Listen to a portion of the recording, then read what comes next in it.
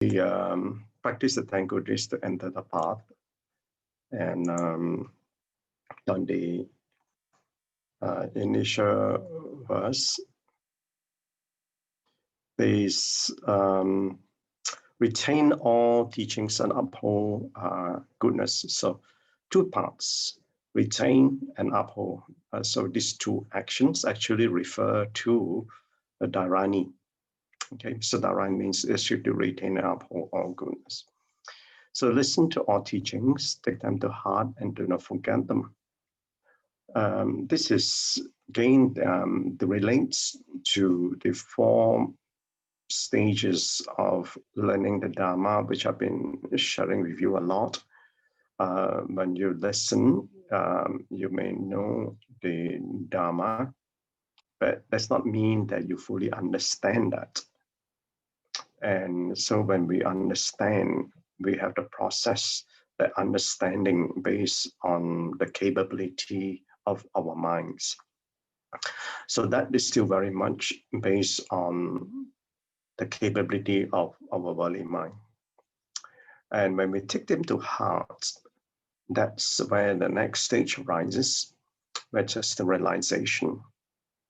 And that realization, it's understanding, or the profound understanding beyond the mind. So that's why Master say that the Dharma, when you read the sutra, it's, I think everybody can read the words. The words are all there, but to realize how the profound meaning behind the words takes more than the intellectual capability of the mind. And we do not forget them. So we don't forget them and go back to retain and to uphold.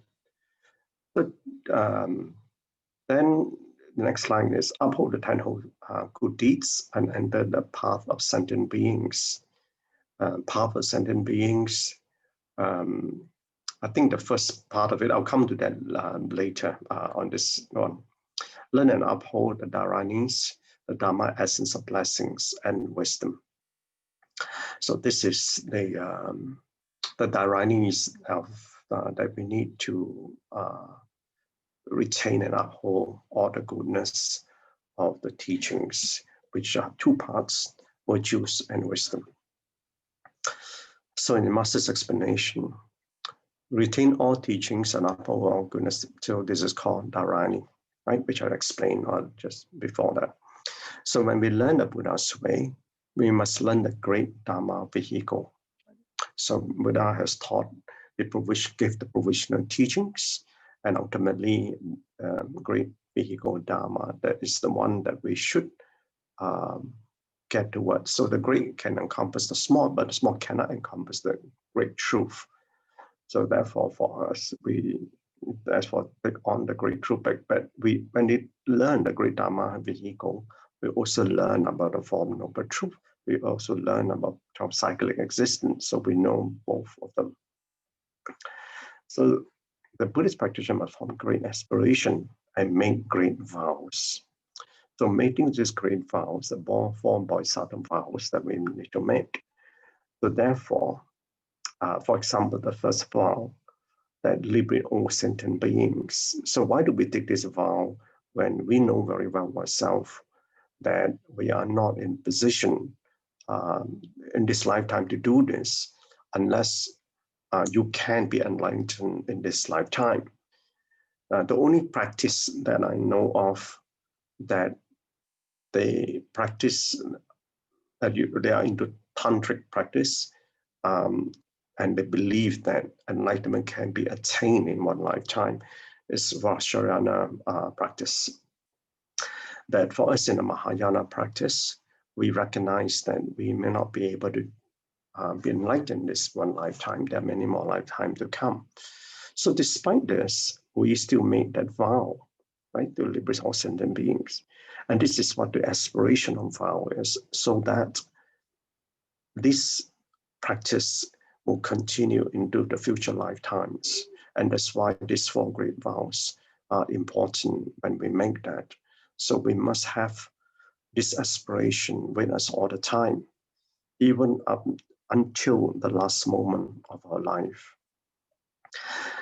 And so by grasping one truth, we understand our truth, and Master has been saying this a number of times. And having understood and taking to heart, we must compare with the way we are living. So this practice of self-reflection has to be going on all the time. Because when we start our practice, we do our own self-analysis of who we are. Because if we do not do a self-analysis, we do not know what we need to correct. Because I'm sure everyone, most of us, would think that we are right all the time. And that's why we argue. If we do not believe we are right all the time, we don't need to argue. So therefore, when we are in practice, we try to get rid of the afflictions. But this getting rid of these afflictions has to be done over innumerable lifetimes. So we get rid the big afflictions that we have may be easy to identify and get rid of. But the smaller ones are to get more and more difficult. So therefore, as we extend in our practice, the practice will have to be more and more precise. As in more precise, we have to correct all the subtleties of afflictions in us. So that's why this self-analysis and self-reflection that we have to go through all the time, even when we are progressing well in our practice. It's only then we can grow in perfection of wisdom. So the most important thing to follow in this world are the 5 precepts and the 10 good deeds, as Master mentioned. And the 5 precepts are meant to prevent one from taking rebirth in the lower realm, and 10 good deeds are at least go to the heavenly realm. But because we are in great vehicle dharma, we are going beyond the 31 planes that Master have explained some lessons ago. So the 5 precepts that everybody knows about that, right? So the under the 5 precepts, there are 3 of the body, 1 of the speech, and 1 of the mind. But the 10 good deeds are 3 of the body, 4 of the speech, and 3 of the 4 of the speech, 3 of the mind, and 3 of the body. So this 10 wholesome, 10 good deeds or 10 wholesome deeds have to cultivate. There are 2 parts to this.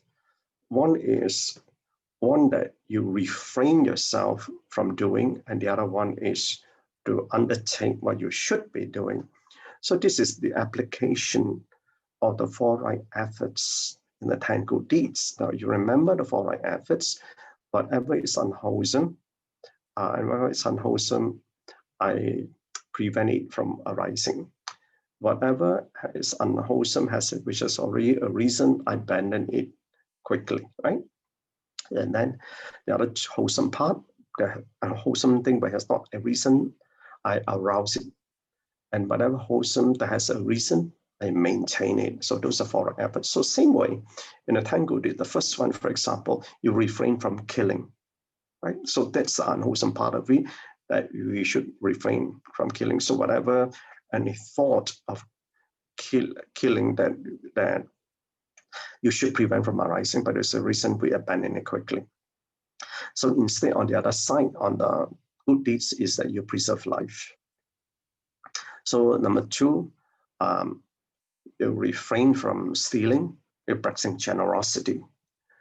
Number 3 is refraining from sexual misconduct, we practice moral ethics. So therefore, these are the 3 of the body.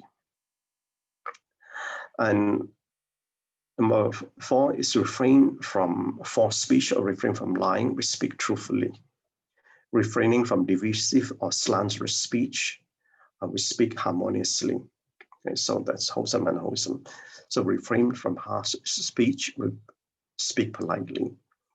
And we refrain from idle talk, we speak meaningfully. So that's 4 of the speech. Then on the mind, that we refrain from covetousness, we practice contentment. See, the covetousness arises from we want to undercut somebody, or we want to do somebody in, either because we are not contented, we want to be up on the other person. But if one is contented on what they already have, the position they already have, then the covetousness mind should not arise. And then the next one is you refrain from malice or harmful thoughts or deeds. We practice loving kindness and compassion. And the last one of the mind is to refrain from wrong views, right? So we respect the great universal law of cause and effect. So these are the 10 wholesome deeds we need to uphold all the time. So these 5 precepts and the 10 good deeds should be in our daily life all the time. And the 5 precepts and the 10 good is actually especially meant for householders. For the monastics, they have a lot more than this. So you can do this, we must enter the path of sentient beings. This is where we are householders, number 1. Number 2 is that this is to teach us about humanity. And so we must not only benefit ourselves, but enter the Bodhi path. So the Bodhi path is the Bodhisattva path, which is part of awakened sentient beings, and which is Bodhisattvahood. So we grow from humanhood to Bodhisattvahood in this particular practice.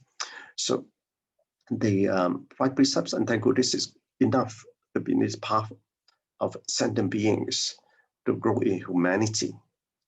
But between humanity and Bodhisattva, from humanhood to Bodhisattvahood, and right in the middle is a spirituality that we have to cultivate and to grow. So living in the worldly ways, there's so much suffering in the world today, and it will be there in the future, as what Master said, and will continue on throughout this kalpa. And in yesterday's Master shared, he said we're in the kalpa of decay. Disaster will become more and more oppressive. So we got to be even more mindful of what we have to practice. So we're practicing very, very trying times right now. And your collective karma will have to move along in this cycle of formation, existence, decay, and disappearance. So the fact that we are born in this period of trying times, tumultuous time, it's a reflection of our karma that we have to deal with in this lifetime. So therefore, we got to be very mindful of that, and more so, we need to uphold the 5 precepts and undertake 10 good deeds. So our body is considered 4 elements of water, fire, and air, which all of you are very familiar with. But one element is our balance, we will become ill.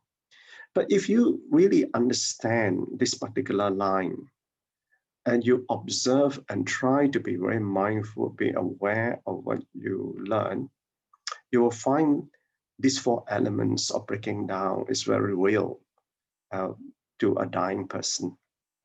Okay, the first, the earth, and it's almost in this order. Most of the time, the earth will collapse first. The earth element, what are the earth elements? It will be our body, it could be the bones, it could be our organs. Next one will be the water, and you'll find this. What is the water element? It will be the fluid in the body, retention of either urine or feces. The next one is fire, when the first body will get cold, and obviously, which is obvious, the last one, air, will be the last breath. So these are all very real, but now that you're aware of these 4 elements, it's useful sometimes to learn about this. I think that through to watch how you then observe in a dying person, and then you understand very well that death is approaching. The world is filled with poisonous and temptations, right? So Master gave the example of the goal, but to us in this world, it's not just a goal, but everything else. This same thing that applies. It's all the temptations, and this is the reason why we have to undertake to prevent this temptation. We have to undertake 5 precepts and 10 wholesome deeds. So even as humans interact with each other, we push each other around, and the strong bully the weak. And that's what we have been taught from young in school. In school, their position, right? We want to be top in class. So we want to beat the others. We want to participate in sports. We want to be better than the other person. So we grow up in a very competitive mode. So when we start working, we're out there to be better than anybody else. We want to be valued. We want to be appreciated. And that's what the line we grow.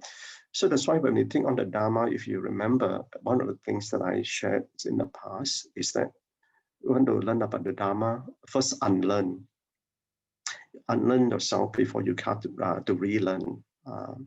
And this is what I mean by trying to understand the Dharma and being practiced in the Dharma. And you've got to do self-reflection all the time.